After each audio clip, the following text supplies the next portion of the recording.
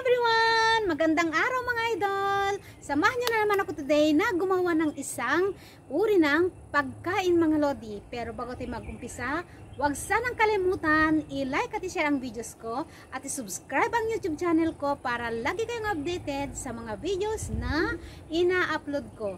Ako nga palang madiskarte niyong kapatid sa kitchen, Julie Mariano, and welcome again sa aking YouTube channel, OFW Diskarte Cooking Ideas. Tara mga lodi, samahan niyo akong gumawa ng pagkain na napakasimple at napakasarap mga lods.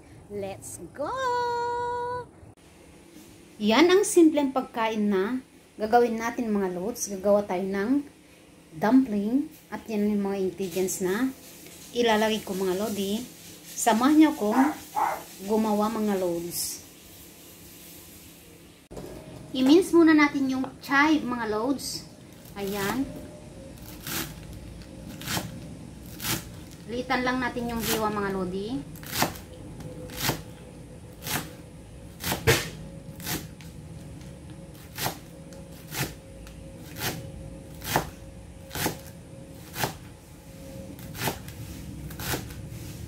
Minced pork and chive na dumpling yung gagawin natin mga loads. It's yummy. Ayan. Ganyan lang yung gawin natin mga idol. Hanggang hiwa natin lahat. At ihalo natin siya sa minced pork mga lodi.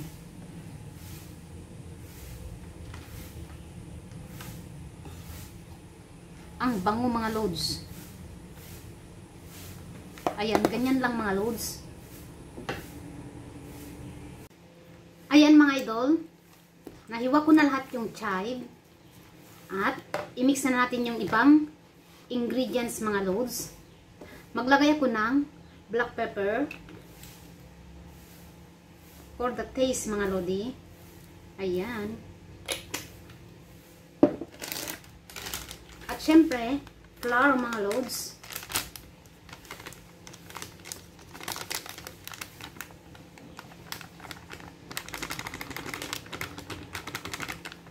Para maging sticky siya mga lodi. At maglagay din ako ng isang itlog mga lods. Ayan.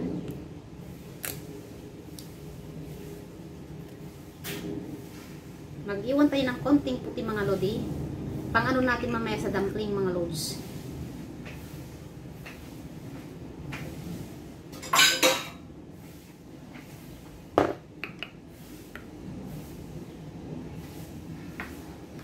Ayan. At maglalagay ako ng pampasarap mga lodi. Magic sarap.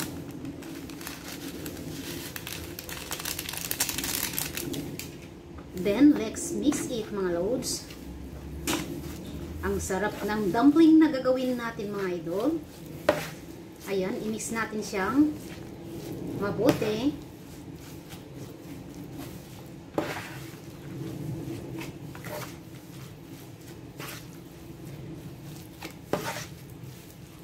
Minced pork and chive dumpling.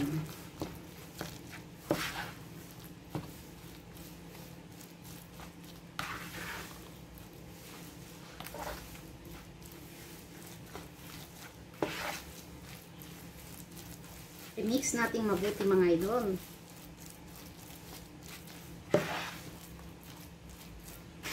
Ang bango ng chive.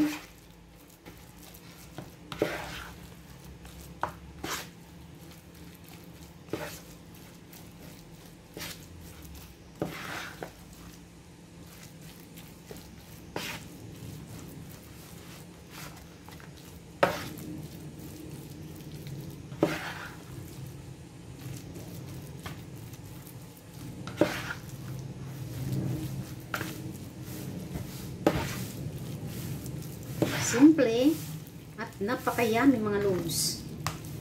Ayan, okay na yan mga idol. At ready na tayong magbalot. At yan yung dumpling wrapper natin mga loads. Maglagay tayo ng egg sa surface mga lodi para mamaya mai-clip natin ng todo. At yung ating minced pork mga lodi. Ikaw nang ba kung gagawa ka, ikaw nang bahala kung gaano kadami yung ilagay mo mga loads. Ayan. Yung tamang-tama lang para ma-flip mo siya mga lodi ng mabuti. Ganyan mga loads. Yan ang ating simpleng dumpling mga lodi. Ayan. Ganyan lang ang gawin natin mga loads. Lagyan natin ng egg sa surface para maidikit natin mabuti. Ayan mga lodi.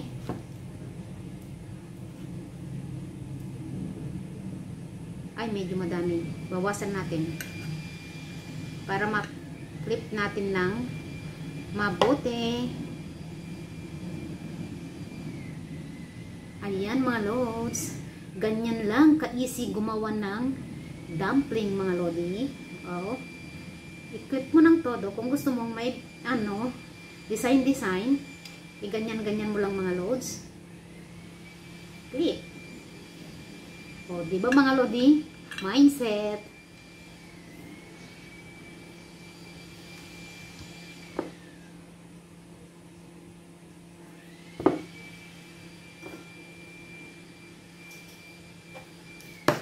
Ayan mga loads. Pwede mong i-keep ito mga lodi. Pwede mong ilagay sa frozen para kung hindi mo pa lutuin, i-defrost mo na lang kung gusto mo siyang lutuin mga loads. Ayan, yung ating dumpling. Minced pork and chive dumpling. Nung bumili ako ng ganito mga loads, then bumili ako ng minced pork. Are you making dumpling? Sabi kagad nila sa akin mga lodi. Ayan. Kasi ganyan yung nabibiling dumpling na frozen mga loads. Minced pork and chive. So ako na lang yung gagawa. Kasi alam ko pa yung mga ingredients na pinaglalagay ko mga lodi. Ayan. Simplicity makes it perfect and yummy. Ayan. Ang ating dumpling na masarap. You can fry it, you can steam it, depende kung alin ang gusto mo mga loads. Ayan, yung dumpling natin, napakasimple lang mga lodi.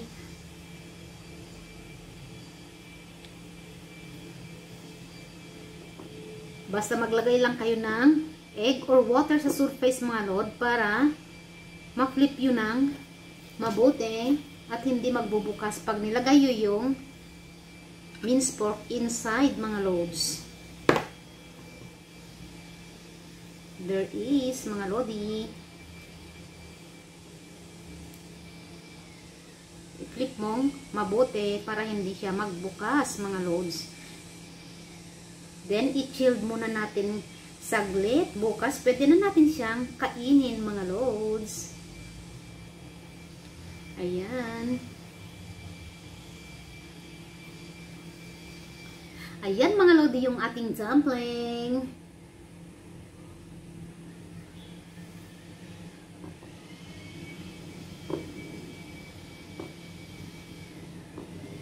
You can use your knowledge mga loads. Ayan.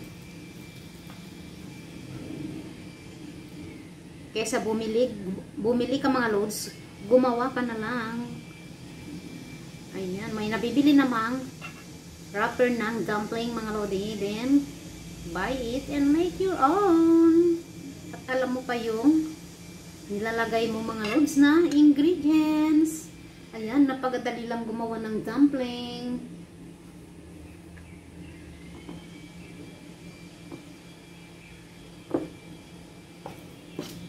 Easy to make. Ayan, bumili ka ng $20 na minced pork mga loads. Tapos $2 na chive. Okay na yun mga lodi. Kasya na yun mga loads. Maraming dumpling na ang mayayari.